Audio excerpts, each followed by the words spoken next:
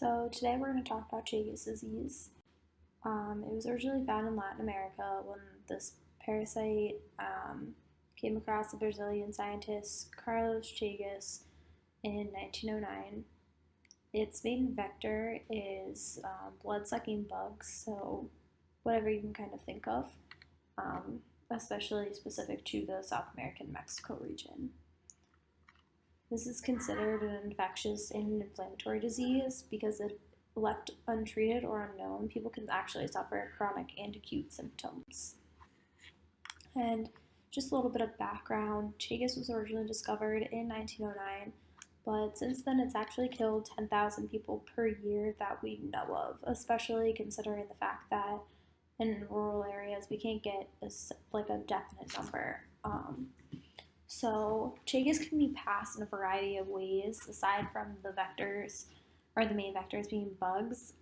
From people to people, it's typically passed through blood transfusions from mothers to children, organ donations, consumption of uncooked foods because it leaves a lot of the bacteria from the bugs that have touched it there.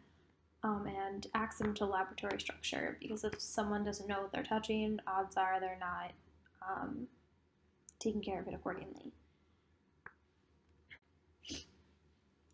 And Chagas is both acute and chronic.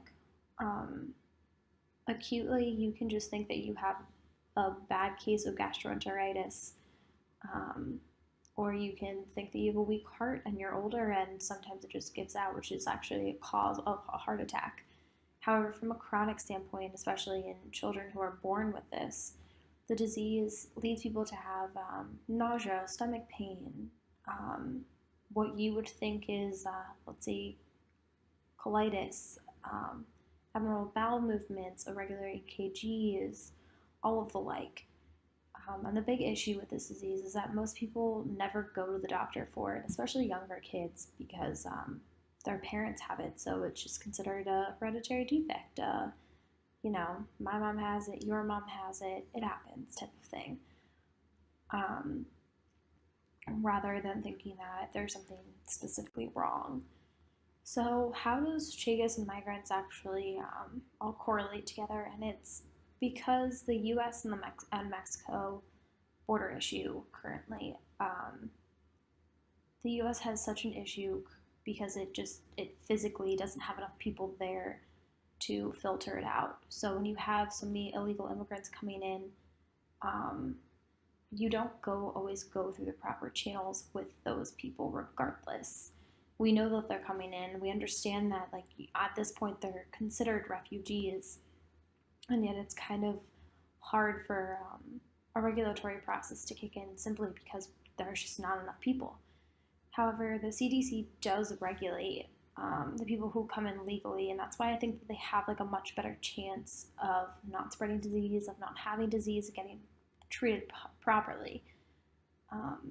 However, Chagas is actually one of those diseases that, regardless of how you come into the U.S., regardless of your migrant and or refugee status, it's not something that's checked for that often, which I think is a huge issue because since 2010, we went from not knowing a single person who had Chagas in the U.S. to someone who, to a country that actually has 300,000 known cases, and that's only what we know, which means that there really is an issue, and the issue comes because no one is well prepared, and no one really knows how to deal with it.